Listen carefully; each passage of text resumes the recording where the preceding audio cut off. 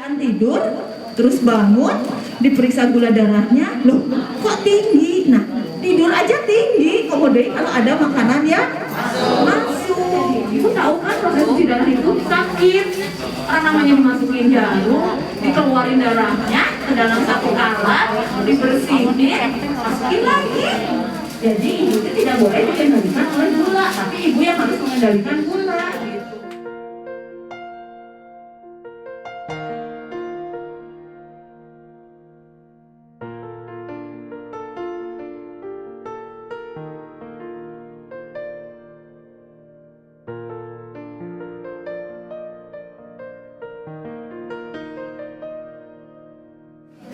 Marilah kita panjatkan puji syukur kehadiran Allah Subhanahu wa Ta'ala, bahwasanya pada hari ini kita bisa berkumpul di tempat ini dalam keadaan sehat walafiat dalam rangka seminar diabetasol, dalam rangka hari diabetes sedunia. Semoga langkah kita semua mendapatkan ridho dari Allah Subhanahu wa Ta'ala.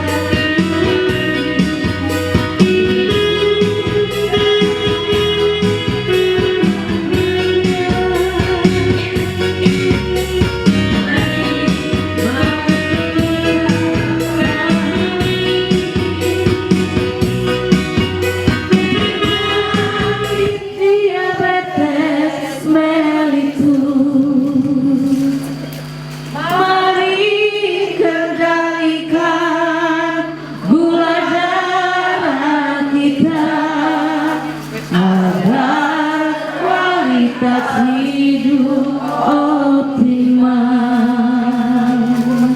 Untuk terjadinya gula darah tinggi karena pengaruh dari insulin. Ya, jadi dia si gula itu kita bayangin sebagai orang manusia.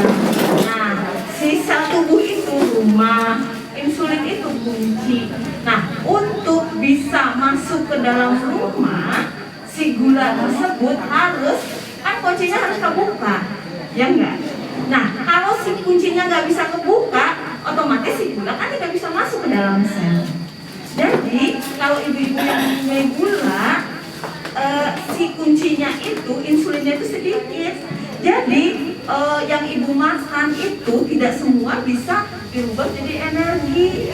Makanya ibu teh walaupun udah makan banyak, tetap lemes. Ya, istilahnya polipagi ya, atau makannya makan terus.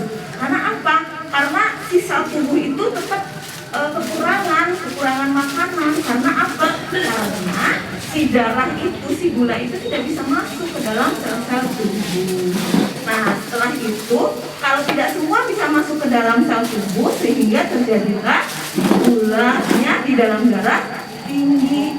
Ya, jadi memang Bu ya, sama ibu sekarang dibayangin deh, kalau misalnya punten ya, Imas contoh, misalnya Haji Imasnya kebetulan kan memang punya gula darahnya agak tinggi. Nah, pasti 402. Itu belum sudah makan? Makan lupa obat tadi pagi. Nah, itu dia. Itu mau makan obat tadinya tapi jadi lupa. Nah itu dia, jangan Ibu. Jadi kan gini ya. Jadi kalau misalnya seseorang itu gula darahnya tinggi, otomatis darahnya kental. Kalau darahnya kental gimana? Ya akan terjadilah komplikasi yang akan merusak organ-organ, misalnya soca ya, jadi burem, kurang kelihatan, terus ke jantung juga, akhirnya jadi hipertensi. Terus apalagi ke ginjal, kan si ginjal itu nyaring zat-zat yang tidak diperlukan oleh tubuh ya. Nah kalau gulanya kental, apa yang akan terjadi? Jebol lah saringannya ya, terus akhirnya harus cuci darah gitu loh Bu Haji. Bu, resepnya jadi ibu memang setiap hari itu harus sudah disiapin. Jadi kalau ibu ngelihat masih ada, oh iya berarti sudah minum obat gitu. Pas dulu kalau tidak dikupas ini bungkusannya apa tadi?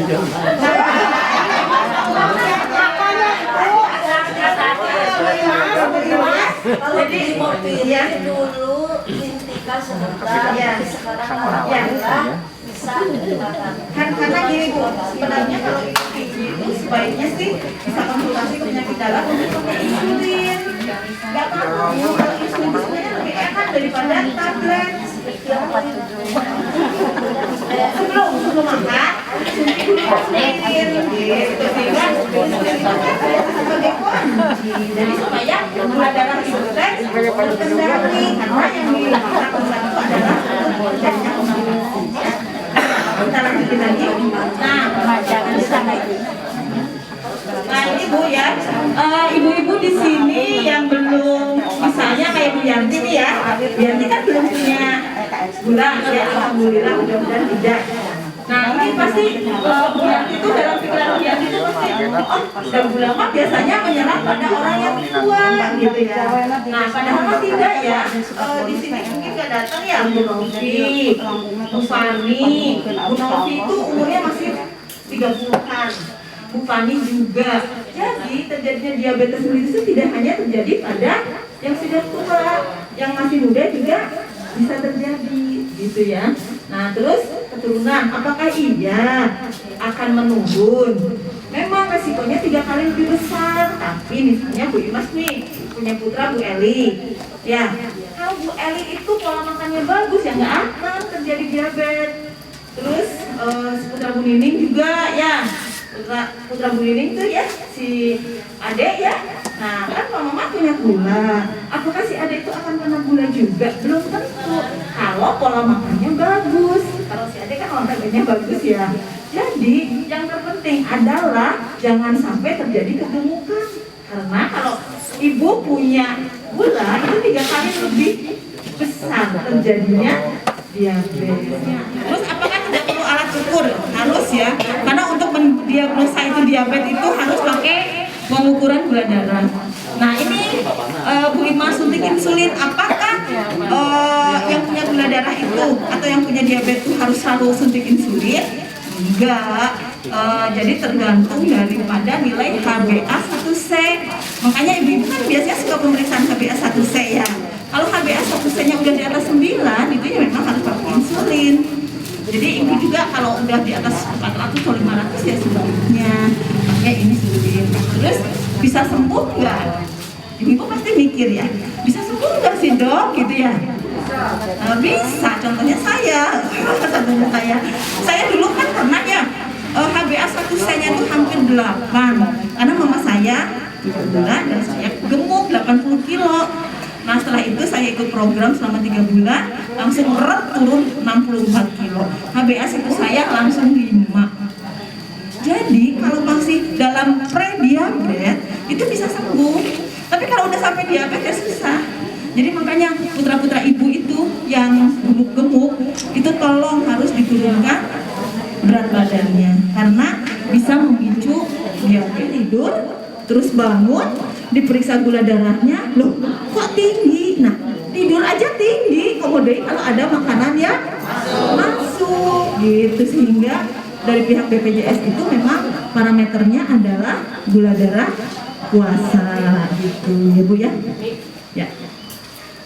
Nah ini ya ibu mungkin tahu ya diabetes itu dulu tuh kan katanya ada gula kering, gula basah gitu ya.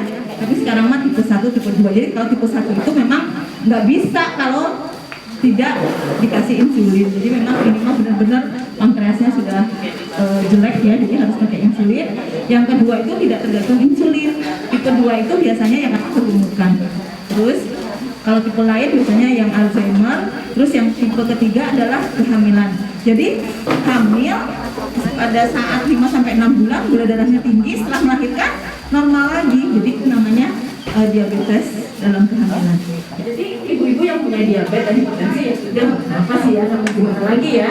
Emang lumayan tinggi dan di Indonesia itu ranking kelima se-Indonesia untuk penderita diabetesnya ya. Nah ini faktor risikonya yang pertama riwayat keluarga. Jadi kalau orang tuanya diabetes itu 3 kali lebih besar anak-anaknya terkena diabetes. Terus kegemukan. Kenapa sih gemuk bisa kena diabetes? Karena apa? Karena kalau kegemukan otomatis si sel-sel tubuh itu kadang-kadang sudah kebal gitu loh terhadap adanya insulin. Jadi tetap aja si insulin itu tidak bisa masuk ke dalam sel tubuh kalau kegemukan. Terus usia yang semakin bertambah ya, rata-rata memang di atas 50 tahun ya untuk yang terkena diabetes. Terus kurang aktivitas fisik ya. Nah ini Pak Iskandar nih masih merokok ya? Masih Bu. Pak Iskandar hipertensi, hati-hati karena bisa. Terus ini suka mengkonsumsi makanan berkolesterol tinggi. Jadi ibu di sini ada yang pasti semua pernah stres ya? Oh ada yang akhir bulan ya? Ya, tapi boleh stres, tapi tidak boleh lebih dari 7 hari. Maksimal kalau bisa 3 hari, 3-7 hari. Karena kalau terlalu lama itu bisa memicu terjadinya diabetes. Kenapa sih? Ya karena ada hormon kortisol itu. Hormon kortisol itu bisa memblok insulin sehingga gula darahnya tinggi ya. Jadi hati-hati ya. Nah ini gejala gula itu yang pertama memang ya, yang saya dulu juga sama Bu. Waktu itu teh kenapa ya saya kok kencing dalam 1 malam itu bisa 2 kali, biasanya enggak gitu ya. Kepikir apakah memang sama Allah supaya dibangunkan tahajud kali gitu ya.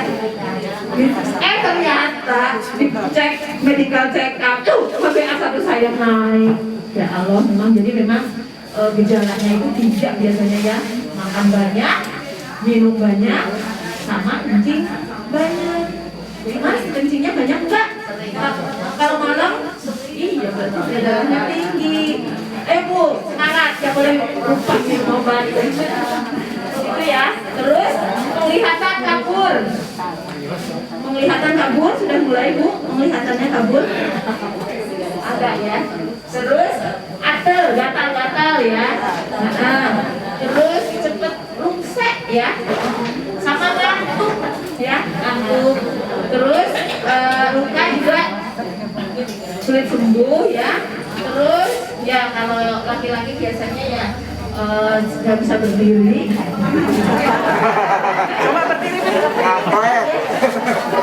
Kenapa?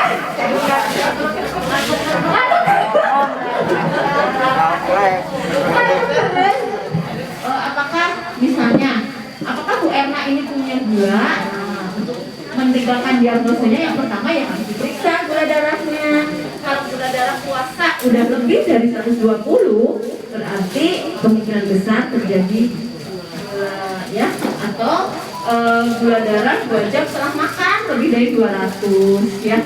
Dan terus selain itu ada keluhan Bu, makan banyak, minum banyak, kok banyak ya. Jadi nanti ibu-ibu di sini yang punya putra, coba tanya ke anaknya gimana, paling tidak keluhannya dulu. Kalau ada keluhannya udah positif, oh iya makan banyak, minum banyak, kencing banyak, berarti harus diperiksakan gula darahnya.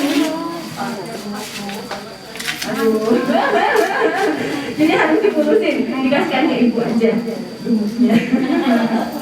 Ya, lanjut. Nah ini ya, yang takut itu memang adalah komplikasi, ya. Jadi memang makanya kenapa sih saya buat lagu supaya ibu tuh apa namanya tuh masuk ke alam bawah sadar ibu gitu loh, bahwa yang menakutkan itu adalah komplikasinya. Jadi ibu itu tidak boleh dikendalikan oleh gula, tapi ibu yang harus mengendalikan gula gitu. Gimana caranya supaya gula darahnya dalam batas normal? Ya memang susah ya, tapi ya paling tidak di bawah 200. Ya, berarti Anessa berapa tadi gula darah puasa? 300. Aduh, ibu nggak minum obat? Makan puasa. 5 piring. Oh, 5 piring terus makan ya? Oh ya. Jadi tapi bagusnya Bu kalau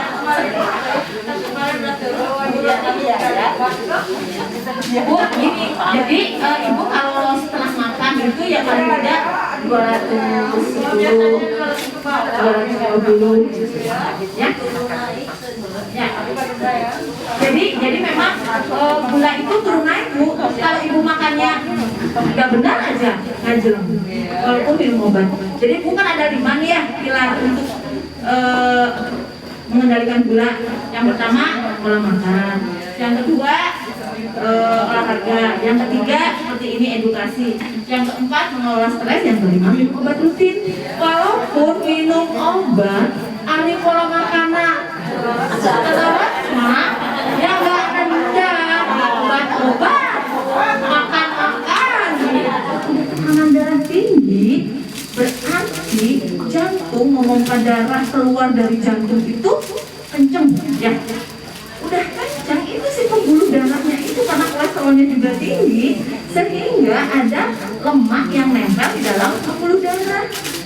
Terus apa yang terjadi kalau misalnya tekanannya darahnya tinggi, terus ada penyempitan atau rapuh, ya udah pecah deh. Kalau pecah ya udah selesai biasanya. Iya. Jadi memang yang paling itu tuh adalah terjadi gangguan pada pembuluh darah atau jantung ya. Itu untuk yang provaskular atau mengenai pembuluh darah besar. Kalau untuk yang pembuluh darah kecil ya itu mararoi, keselimutan, nyeri, terus kesocan ya. Jadi itu ya. Jadi komplikasi yang dari gula. Nah ini ya, ini yang sampai koma itu biasanya ada peserta prolanis diabetes. Kalau nggak salah rumahnya di Sumanding ya. Dia itu pada saat lebaran dia makan sirup, minum sirup yang banyak. Akhirnya terjadilah lebih dari 500, akhirnya koma. Setelah koma ya nggak ada. Jadi sebentar. Nah, jadi hati-hati. Iya. Ibu, jadi ya makanya supaya ibu tidak ada begoda tapi ibu kuat gitu ya. Jadi ibu, oh iya nanti saya itu akan terjadi peningkatan gula darah kalau saya minum sirup. Apalagi sirup itu maksudnya udah benar-benar nggak boleh. Ya Bu Tati ya. Itu kan tidak ada maaf ya sirup Maya. Ya ini yang memang ini adalah kerusakan pada ginjal ya, jadi harus cuci darah.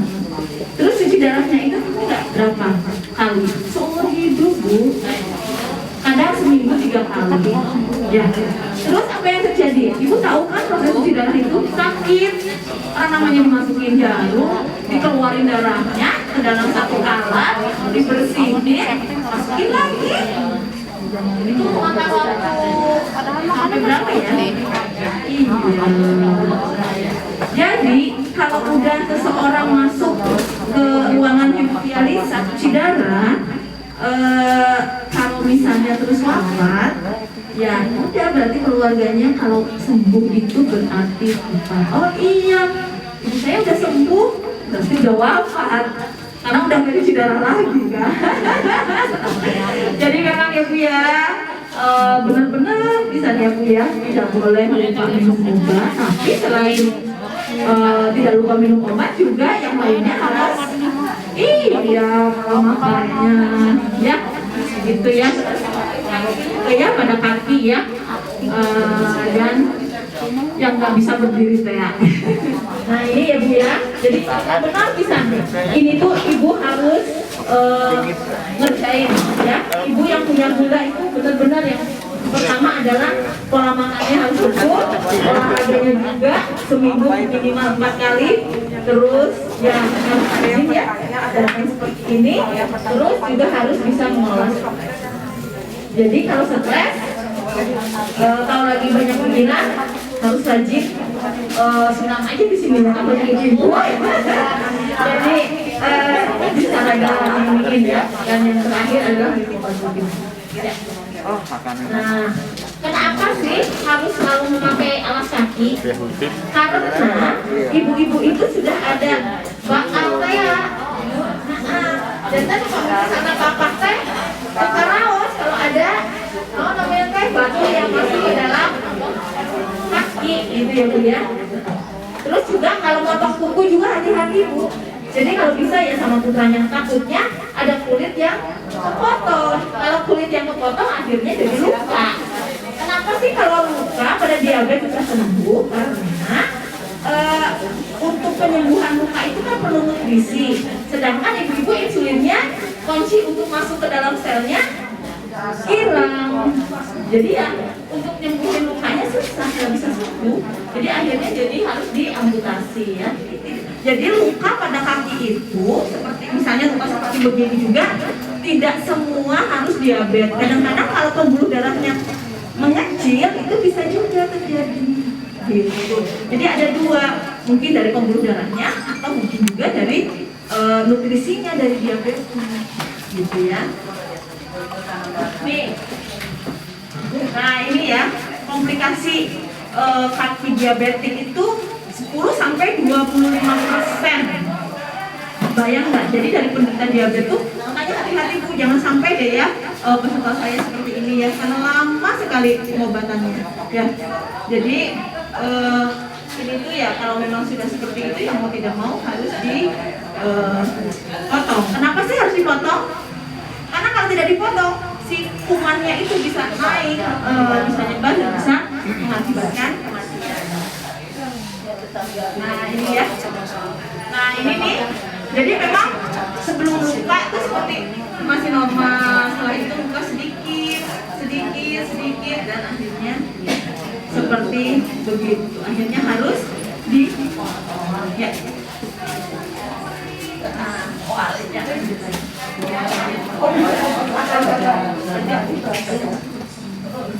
Nah ini Bu ya, jadi ibu-ibu wayahna kalau olahraga ibu-ibu tuh ada berapa kali? Di saya 1 kali, di kelurahan 1 kali, 4 kali, 1 kali,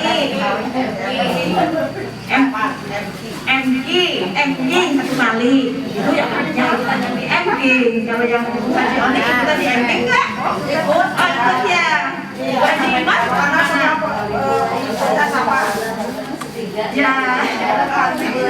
ya pokoknya gini Bu, kalau ibu ikutan di sini berarti Kemis, berarti Senin, Selasa, Rebuknya ibu sendiri di rumah. Senang biasa gitu ya Bu ya. Jadi ini teh olahraga teratur itu 3 Sabtu Minggu itu harus 3 sampai 5 hari dan waktunya minimal 30 menit. Jadi memang itu harus dirutinkan, dibiasakan ya.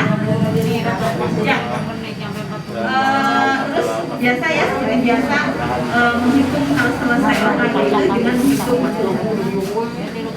Nah ini dia Bu. Jadi ibu-ibu itu harus bisa mengelola makanan yang dimakan. Misalnya nih, yang makanan tinggi banget gulanya yang harus dihindari itu misalnya kalau di sini ya, kalau minuman ya kayak apa? Fanta, Coca-Cola itu tinggi banget, Sprite itu ya, itu nggak boleh ya. Terus di sini sih memang masuk sih nasi putih, tapi nggak apa-apa lah karena nasi putihnya maksimal tuh 3 sendok. Ya, seperti bihun, mie ya, itu juga ya. Terus kalau yang sebelah ya kayak roti tawar juga, tapi sebaiknya sih roti tawarnya jangan dikasih itu ya, jangan dikasih ada lagi sebagainya.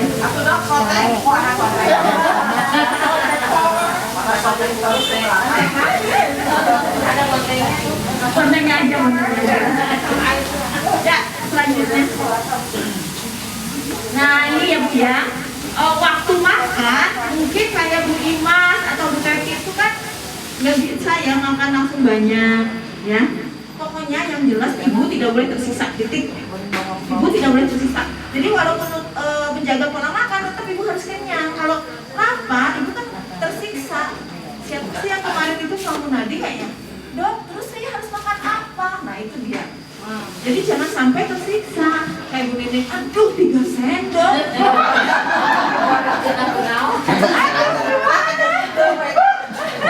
Jadi memang kita tidak boleh tersiksa. Jadi memang porsinya kecil ya. Jadi dibagi dalam beberapa waktu. Kalau saya sih biasanya kalau pagi ya, kalau ibu-ibu sarapan misalnya, jangan banyak-banyak sarapannya. Tapi yang berbahaya kalau buat penyakit gula itu adalah bubur ya. Karena bubur itu iya, karena kan bubur itu banyak banget gulanya. Kan ada cakwe, ada kecap, ada ayam yang digoreng teh, ada yang sebagainya. Aduh, apalagi nasi goreng. Jadi nanti kalau ibu, kalau bisa sih kalau ibu lagi lapar jam 9 sampai jam 10 ya jangan soteng, gantilah sama buah. Ya. Atau misalnya sotengnya timun aja.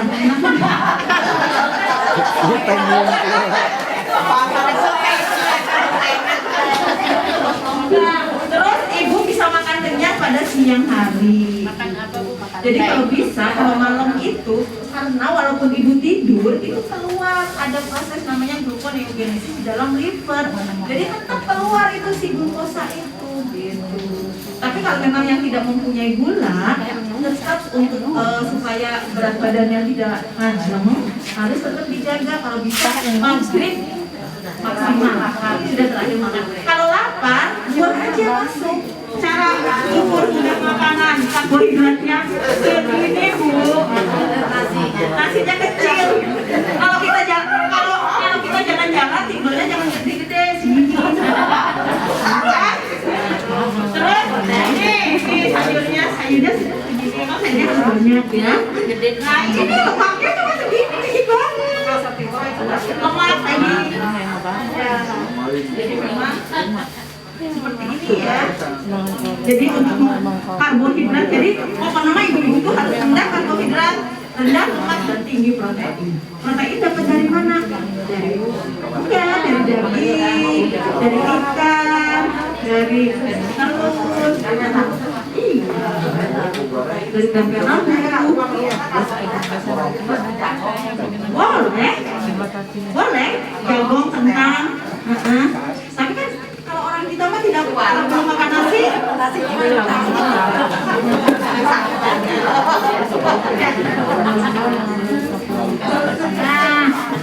Bu, sebentar lagi kita bulan puasa ya. Kalau bulan puasa itu memang yang tidak boleh puasa itu adalah yang kadar gula darahnya terkontrol dulu ya. Tapi dari Dimas sahurnya sisa pasti ya. Jadi memang kalau misalnya gula darahnya sampai 600, 700 ya. Kalau masih 200, 300, 400 masih ya. Terus memiliki komplikasi berat misalnya ada luka di kaki gitu ya. Karena kalau dengan berpuasa akan menambah berat ya. Cuma memang untuk masalah puasa itu tergantung juga sih. Karena ada orang yang semuanya kayak nenek saya itu walaupun sakit berat ya tetap aja saumnya. Kalau saum karena wajib hukumnya komodai kayak putus pas waktu saumnya. Jadi waktu sholat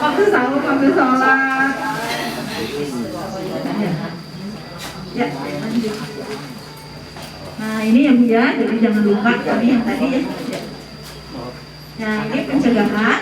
Jadi supaya ibu sama bapak tidak jatuh ke dalam diabetes mellitus, maka harus batasi penggunaan gula ya. Jangan yang manis-manis harus dikurangi. Bala-bala pisang goreng harus dikurangi ya. Bukan yang nggak boleh, tapi dibatasi ya. Terus ini nih, untuk asam urat nih, jeroan ya, harus kopi, ya sarden juga, karena mungkin karena diawetkan ya.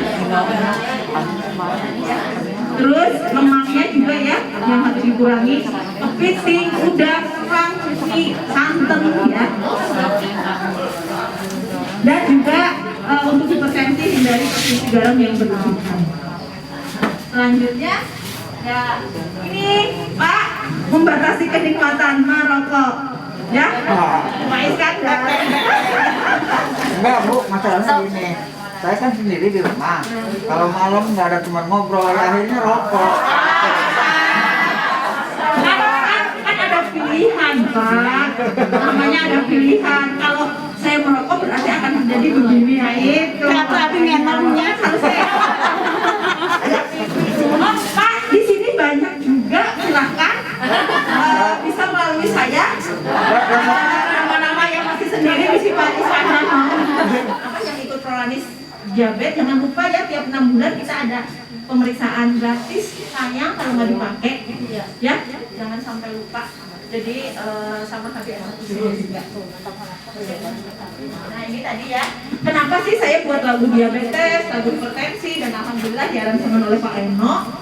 Itu memang supaya ibu-ibu teh ngantos ya Bu ya. Jadi kan ini ya, penyakit diabetes itu berarti ibu-ibu itu sudah ada masalah di gangguan penyerapan ya, sehingga gulanya naik ya. Gulanya naik kalau makan yang manis-manis. Jadi ibu harus stop yang namanya gula pasir. Kopi boleh, tapi nggak boleh kopi saset, harus kopi hitam. Masak, oh kalau masaknya kan dikit gulanya. Kopi luwak. Ya, terus kalau cara yang mengatasinya ya tadi ya, pola makan, olahraga, edukasi, stres dan nutrisi. Jadi harusnya Beno ini nanti lagunya diganti bukan 4 cara, 5 cara sekarang kan harus sama mengelola ya, karena mengelola stres. Ya. Nah, jadi gara-gara ibu makan yang manis, jadi innalillah. Seperti itu ya. Jadi memang ibu-ibu ini punya diabetes tapi tetap hidupnya sehat ya. Amin. Ya, berarti ya sehat terus walaupun punya diabetes. Diabetasol sama Benecol. Mungkin sebagian dari ibu-ibu di sini sudah sering ya Bu ya mengkonsumsi susu diabetasol, karena kebetulan saya juga suka ikut di acara ibu, dan sebagian memang ada yang suka beli ya Bu ya susu diabetasolnya. Karena 1 satu gelas susu diabetasol itu udah mengandung 260 kalori. Jadi 260 kalori itu untuk memenuhi kebutuhan nutrisi harian ibu-ibu. Jadi kalau misalnya ibu-ibu sarapan pagi jam 5 atau jam 6 ya Bu ya, itu satu gelas itu komposisinya udah sama seperti ibu makan satu piring nasi lengkap dengan lauk pauk tanpa menaikkan kadar gula darah. Jadi kalau misalnya ibu-ibu pagi-pagi sarapan pakai susu diabetasol, jangan hariwang ya Bu ya, karena memang nutrisinya udah memenuhi kebutuhan ibu-ibu. Terus di sini juga ada Vita Digest Pro-nya. Jadi Vita Digest Pro ini jadi dia itu membantu supados dicampur ya Bu ya bahasana. Jadi biar kenyang lebih lama, terus memproduksi makanan juga dia lebih lambat. Jadi bukan jadi gula malah jadi energi. Makanya kalau orang-orang yang minum diabetasol ini biasanya mereka lebih berenergi, akan lebih jag-jag ya Bu ya bahasa Sundanya. Selain itu juga di susu diabetasol ini teh ada kalsium ya Bu ya. Kalsium di sini ibu-ibu mungkin udah pada tahu fungsinya untuk menutrisi kebutuhan tulang ya Bu ya. Biasanya usia udah lansia pasti nutrisi untuk tulang juga perlu ya Bu ya. Nah di sini kalsium udah tinggi kalsium ya Bu ya. Jadi kalau misalnya ibu-ibu ada keluhan suka sakit tulang ya Bu ya, carangkel, biasa pegel-pegel. Nah di sini ada nutrisinya juga kalsium. Ada omega 3, omega 6-nya juga Ibu, ada 11 vitamin, 6 mineral, jadi udah komplit sekali ya Bu ya. Terus ada seratnya juga, seratnya fungsinya untuk membantu supados pencernaannya lebih sehat. Jadi kalau misalnya pencernaan ibu-ibu, bapak-bapak udah sehat, otomatis kandungan makanan yang diserap oleh tubuh itu akan lebih maksimal ya Bu ya. Nah di sini di susu diabetasol itu rasanya ada 3 Ibu, ada vanila, coklat, cappuccino. Jadi boleh disesuaikan dengan selera ibu-ibu. Selain susu juga ada gula ya Bu ya. Gula juga sama itu udah 0 kalori, garamnya juga udah 0, jadi aman untuk yang punya penyakit jantung, punya kolesterol, hipertensi juga aman. Sama seperti susu diabetasol ini udah bebas kolesterol ya Bu ya. Kalau kata dokter gimana? Menurut saya, jadi itu kan gini nih, Ibu namanya teh bangun tidur itu biasanya kan memang gulanya agak tinggi ya, makanya dinetralisir kan sama glukosid supaya gula darahnya normal. Nah setelah itu Ibu sarapan ya, setelah sarapan Ibu minum metformin ya enggak? Nah jadi kalau misalnya memang Ibu minum diabetasol 1 gelas, Ibu merasanya bagaimana? Kalau misalnya Ibu merasanya tidak lapar sampai jam 9 untuk makan snack lagi, ya nggak masalah gitu Bu. Cukup, boleh, nggak apa-apa. Kan pokoknya gini, kalau insulin kayak jelas nggak boleh. Insulin nggak boleh loh ya. Kalau di sini ada yang pakai insulin itu tidak boleh, harus makan nasi. Karena ngeri kalau insulin itu, karena langsung masuk pembuluh darah. Sedangkan kalau yang diminum, obat yang diminum, diabetes dan metformin itu hanya merangsang pankreas untuk mengeluarkan insulin. Jadi tidak selangsung kalau insulin itu langsung dimasukin ya, suntik langsung diserap ya.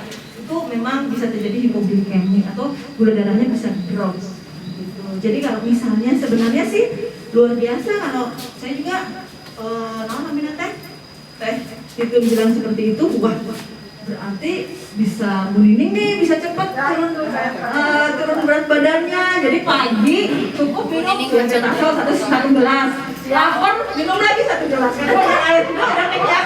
Kalau kuat ya Dok, ya. Kalau kuat harus kuat. Obat pegel itu ada pengaruh ke lambung. Jadi baiknya kalau Ibu ini memang makan obat pegel itu 2 kali, kalau emang nggak terlalu sakit ya udah 1 kali aja siang. Dan ada obat pegel mah tidak harus rutin. Kalau sakit ya minum, kalau enggak ya enggak. Tapi kalau obat gula, obat tensi, obat kolesterol itu kan tidak ada maaf, harus rutin. Ya saya maksudnya obat tensi sama kolesterolnya malam. Nah tensi, kolesterol walaupun tidak makan boleh, tapi yang nggak boleh itu obat pegel. Hati-hati ya obat pegel itu kenceng banget ke lambung. Nanti lambungnya kan yang berbahaya. Ya, itu mungkin berarti saya juga mau coba saran dari Teh Tidun saya, karena saya memang tiap pagi hanya makan telur, nanti jam 9 jam 10. Jadi saya kalau pergi sama Bu Nini sama Bu Yana pasti ada telur, tapi kadang-kadang kalau Kabita ya telurnya nggak dimakan, dibagi-bagi. Nah, kalau Nutri-Benecol ini fungsinya untuk menurunkan kolesterol. Jadi kalau misalnya ibu-ibu punya kolesterol, gejalanya yaitu suka sakit di pundak ya Bu ya, biasa mata terus sakit kepala. Nah itu biasanya kalau dicek kolesterolnya rada tinggi. Kalau di Nutri-Benecol ini perpaduan susu, jadi rasanya smoothie gitu ya Bu ya, sama tos yogurt, perpaduan susu sama sari buah, ayah rasa blackcurrant, leci, strawberry sama orange. Nah di sini ada PSE. PSE-nya ini fungsinya dia akan mengikat lemak yang masuk ke dalam tubuh ya Bu ya. Biasanya itu diikat terusan dibawa keluar, jadi tidak nempel di saluran pencernaan. Nah kalau misalnya Nutri-Benecol ini udah teruji klinis ya ibu-ibu, bisa menurunkan kolesterol dan menstabilkan kolesterol. Diminumnya, kalau misalkan kolesterolnya lagi tinggi, boleh diminum 2 botol sehari setelah makan ya Bu ya. Habis makan yang goreng-goreng, habis makan bakso, atau nanti habis makan dari Padang, boleh minum Nutri-Benecol. Boleh dimasukin ke kulkas juga. Kalau misalkan kanggo pencegahan, boleh diminumnya 1 botol 1 hari aja, nggak apa-apa. Kalau yang diabetes nggak boleh. Kalau yang diabetes ini gulanya juga udah pakai gula sucralose ibu, sama seperti gula diabetes jantan apa? Ya. Kayak pertarusan dari ibu-ibu.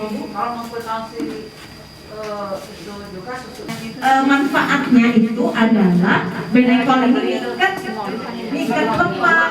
Jadi diminumnya ya kalau habis makan, bukan setelah senam. Kalau setelah senam minum sama ya makan apa gitu. Jadi ini tuh fungsinya, ini udah ada penelitiannya ya. Ya, ini tuh udah teruji klinis untuk, tapi yang punya kolesterol jangan gara-gara minum Benecol simvastatinnya dilepas, nggak boleh ya. Jadi simvastatin mah tetap harus diminum. Simvastatin diminum malam tidur ya. Kalau ini diminum sesudah makan. Cuma ini bisa juga bagus walaupun tidak yang mempunyai kolesterol, tapi cukup sehari 1. Tapi kalau yang punya kolesterol mah 2.